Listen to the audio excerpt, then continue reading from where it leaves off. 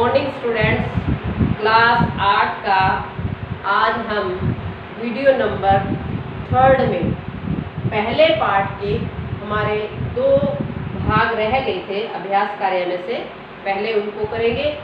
उसके बाद हम दूसरा पार्ट पढ़ेंगे। तो जो पहला पार्ट था उसमें हमारा भाग नंबर 6 प्रश्न निर्माण रह गया था और उसके बाद 7वां वो पदों को पृथक करने वाला भाग भी रह गया था। तो सबसे पहले प्रश्न निर्माण के बारे में हम पढ़ेंगे कि कौन सा हमारा वर्ड रेखांकित या अंडरलाइन है। पहला जो हमारा क भाग है उसमें आपका रेखांकित शब्द है गुणः। गुणः गुणजेषु गुणाः भवन्ति। तो गुणः की जगह आपका आ जाएगा के। हिंदी क्या है इसकी? गुणः की जो गुण होते हैं गुणवान व्यक्तियों में जाकर गुण बन जाते हैं। क्या बन जाते हैं? तो गुणः क्या है? बहुवचन। बहुवचन के लिए हमारा के ये शब्द आएगा। दूसरा है नद्यः सुस्वादु तोयः भवन्ति। नदियों का पानी मीठा होता है। नद्दा नद्य नद्य रेखांकित शब्द है आपका। तो किसका पानी? क्योंकि नदी क्या है? स्त्रीलिंग है, तो यहाँ पर क्या आ जाएगा? नद्यः। बहुत सारी नदियाँ बहुवचन में पूछा गया है तो यहाँ पर आ जाएगा का। तीसरा है लुब्धस्य यशः नश्यति। लोभी व्यक्ति का यश नष्ट हो जाता है। किसका यश नष्ट हो जाता है? किसका? किसके के लिए? कस्य पद आ जाएगा, कस्य शब्द आ जाएगा। फिर है मधुमक्षिका। यही हमारा अंडरलाइन है वर्ड। मधुमक्षिका माध्यमेन जनयति। जो मक्खी है वो शहद का निर्माण करती है, तो मधुमक्षिका। मक्खी क्या है? स्त्रीलिंग है, इसलिए यहाँ पर क्या आ जाएगा? का। लास्ट है तस्य मूर्धन्यम तिष्ठन्ति वारसः। उसकी मूर्ति पर कौवे बैठते हैं। उसकी मूर्ति आपका अंडरलाइन है, तो कहाँ पर कौवे बैठते हैं? तो पुत्र आ सकता है, पुत्र ही आएगा। 7वां भाग है उदाहरण को देखकर हमें पद पृथक करने हैं, अलग करने हैं। जैसे आपका बुक में दे रखा है माध्वर्यमेव, तो अगर हम इसका विग्रह करेंगे, इसको विग्रह करके बनाएंगे, क्या बनेगा? माध्वर्यम प्लस ए। दूसरा है अल्पमेव, इसका क्या बन जाएगा? अल्पम प्लस ए। इसी तरह है तीसरा सर्वम सर्वमेव। जब हम विग्रह करेंगे, अलग करके लिखेंगे, तो क्या बनेगा? सर्वम प्लस ए। फिर है दैव्यमेव, दैवम प्लस ए।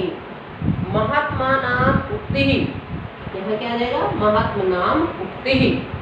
लास्ट है विपदा आदावे। क्या बन जाएगा इसका? विपदा आदावे, विपदाम आदावे। विपदाम विपदाम आएगा, यहाँ मैं आएगा, विपदाम आदावे। तो ये आपके पहले पाठ का अभ्यास कार्य था। आज हम दूसरे पाठ को पढ़ेंगे। पढ़ने से पहले पाठ का नाम क्या है, उस पाठ के नाम का अर्थ क्या है, ये समझेंगे।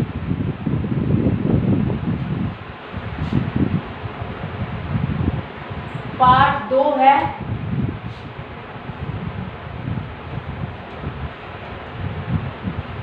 नाम है विलस्य वाणी।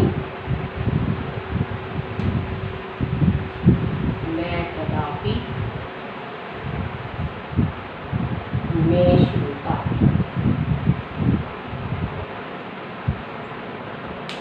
प्यारे विद्यार्थियों, ये एक कहानी है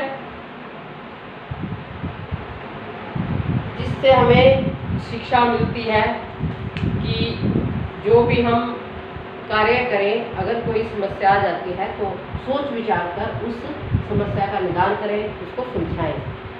तो सबसे पहले इसकी पाठ की हिंदी, इसके जो नाम है इसकी हिंदी क्या है? विलस्य।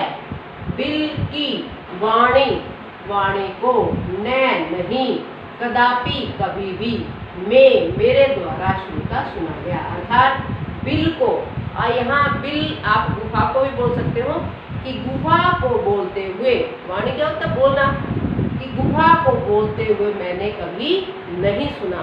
और आपके हर एक पाठ के ऊपर, पाठ जब स्टार्ट होता है लेसन आपका, उसके ऊपर उसके विषय में हिंदी में 5-7 लाइनें आपको दे रखी होती हैं, तो उनको अवश्य पढ़िए, क्योंकि उसमें से ही आपके 1 वर्ड क्वेश्चन बन सकते हैं और आपको पाठ के बारे में भी पता चल जाता है कि ये कहाँ से लिया गया है, किसने लिखा है। तो एक बार रीड करते हैं हम। प्रस्तुत पाठ संस्कृत के प्रसिद्ध कथा ग्रंथ, क्योंकि ये कहानी है तो संस्कृत भाषा में बहुत सारे ऐसे ग्रंथ हैं जो कथाओं कहानियों से भरे पड़े हैं। पंचतंत्रम के, पंचतंत्र नाम का कथा ग्रंथ है, उसमें पशु पक्षियों से संबंधित आपकी कथाएं मिलेंगी, कहानियां मिलेंगी और उन्हीं के आधार पर शिक्षाएं भी मिलती हैं। पंचतंत्र नाम की ग्रंथ से ये जो हमारा पाठ है ये लिया गया है। और पंचतंत्र ग्रंथ में भी तृतीय तंत्र यानी कि उसका तीसरा भाग काकोलुकियम नाम है, ये काकोलुकियम से संकलित है, वहां से लिया गया है। पंचतंत्र के मूल लेखक विष्णु शर्मा है। विष्णु शर्मा बहुत ही अच्छे कहानीकार हुए हैं संस्कृत में, तो इन्होंने विष्णु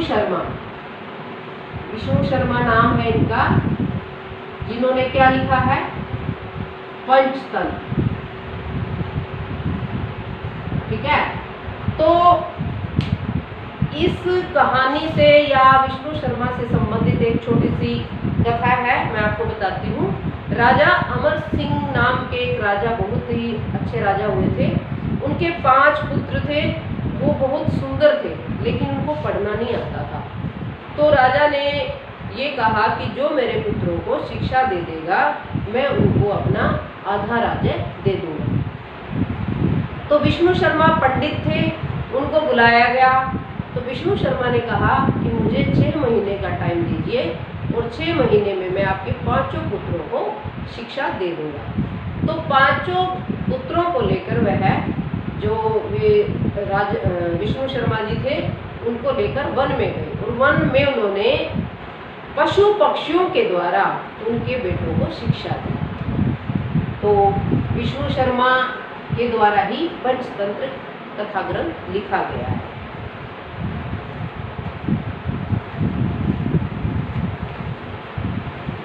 तो एक बार फिर हम पाठ का नाम का अर्थ समझ लेते हैं। विलस्य वाणी न कदापि नहीं सुनता, कि बिल को, गुफा को बोलते हुए मैंने कभी नहीं सुना। थोड़ा सा हिंदी में बता देती हूँ मैं पहले आपको, फिर आपको रीड करवाती हूँ। इसमें क्या है कि खर नखर नाम का एक शेर था, उसको एक दिन वन में घूमते हुए कहीं से भी भोजन प्राप्त नहीं हुआ, तो उससे एक शाम के समय एक ऐसी गुफा दिखाई दी। उसने सोचा कि ये गुफा है, इसमें रात के समय कोई ना कोई जीव तो अवश्य आता होगा, यहाँ पर शाम रात बिताता होगा, तो क्यों ना मैं इस गुफा के अंदर छिप कर बैठ जाता हूँ और जैसे ही वो पशु अंदर आएगा मैं उसको खा लूँगा, वो मेरा भोजन बन जाएगा। तो वहाँ पर उस गुफा में दधीपुछ नाम का एक गीदड़ रहता था। तो गीदड़ जैसे ही गुफा के पास आया, उसने देखा कि वहाँ गुफा के अंदर शेर के पैरों के निशान दिखाई दे रहे हैं। वो निशान गुफा के अंदर जाते हुए तो दिखाई दे रहे हैं, परंतु बाहर आते हुए दिखाई नहीं दे रहे। तो गीदड़ को क्या उपाय सूझा? उसने सोचा कि अगर मैं वैसे ही अंदर जाता हूँ तो अगर कोई भी जीव अंदर वो मेरे को खा लेगा। तो उसके मन में एक विचार आया, उसने बाहर ही खड़े होकर, गुफा से थोड़ी दूर खड़े होकर आवाज़ लगाई कि अरे बिल या अरे गुफा, क्या तुम्हें ये वचन याद नहीं है जो तूने मेरे साथ किया था? कि जब भी मैं बाहर से आऊँगा तुम मेरा आह्वान करोगे। आह्वान का होता है मुझे आवाज़ लगाओगी, मुझे पुकारोगी। लेकिन अगर तुम मुझे नहीं पुकारोगी तो मैं दूसरे गुफा में चला जाऊँगा। और ये सारी बातें शेर जो अंदर बैठा था गुफा के अंदर, वो सोच रहा था, सुन रहा था। तो उसने सोचा शेर ने कि अवश्य ही ये जो गुफा है अपने मालिक को बुलाती होगी, आवाज़ लगाती होगी। लेकिन क्या है, मैं इस गुफा के अंदर बैठा हुआ हूँ और मेरे डर के मारे ये गुफा कुछ बोल नहीं रही है। क्योंकि एक श्लोक भी कहा गया है कि जब व्यक्ति डर जाता है तो उसकी हाथ पैर आदि क्रियाएं जो होती हैं, ये जो हाथ पैर काम करते हैं वो काम करना बंद कर देते हैं, शरीर कांप जाता है। तो शायद ये गुफा भी इसके साथ भी ऐसा ही हो रहा है। मेरे को बैठा हुआ देखकर ये डर रही है और अपने मालिक को बुला नहीं रही है। तो क्यों नहीं मैं ही गुफा की आवाज़ बनकर मैं ही उसको पुकार लेता हूँ। तो शेर ये बातें सोच रहा था और फिर जैसे ही उस दधीपुछ, गीदड़ का नाम यहाँ इस कहानी में दधीपुछ है, तो दधीपुछ को आवाज़ लगाता है। तो देखो शेर जब आवाज़ लगाएगा तो उसकी आवाज़ तो गूंजेगी। तो उसकी आवाज़ इतनी गूंजी, सारी गुफा गुंजायमान हो गई और सारा पूरा जंगल भी। तो अब गीदड़ को तो पक्का विश्वास हो गया कि अंदर शेर है। फिर क्या किया उसने, गीदड़ ने क्या कहा, भागते हुए वहाँ से गुफा के पास से बहुत दूर जाकर बोला कि यहाँ पर रहते हुए मुझे पूरा मेरा बुढ़ापा आ गया, मैं बूढ़ा हो गया हूँ, लेकिन मैंने गुफा को बोलते हुए कभी नहीं देखा है। हम थोड़ा सा इसका एक पहराव पढ़ लेते हैं, बाकी फिर नेक्स्ट वीडियो में करेंगे। पढ़ते हैं। कश्मचित बने किसी जंगल में खर नखर नाम का शेर रहता, प्रति बस्ती में रहता था। वह कदाचित कभी इतस्ततः इधर उधर परिभ्रमण घूमते हुए शुद्धार्थ भूखे न किंचित अभी कहीं से भी आहारम प्राप्तवान, उसको भोजन नहीं मिला।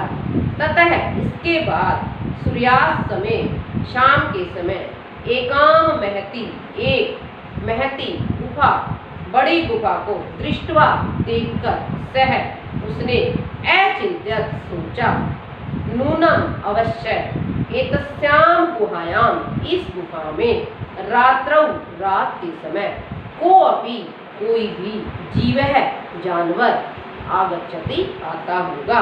अतः इसलिए अत्रैव निगूढ़ो भूत्वा, अत्रैव यहीं पर, निगूढ़ो छिपकर, भूत्वा बैठकर या रहकर, तिष्ठामि बैठ जाता हूँ। तो प्यारे विद्यार्थियों, आज इस वीडियो में इतना ही। हम इससे नेक्स्ट वीडियो में सेकंड लेसन को पढ़ेंगे।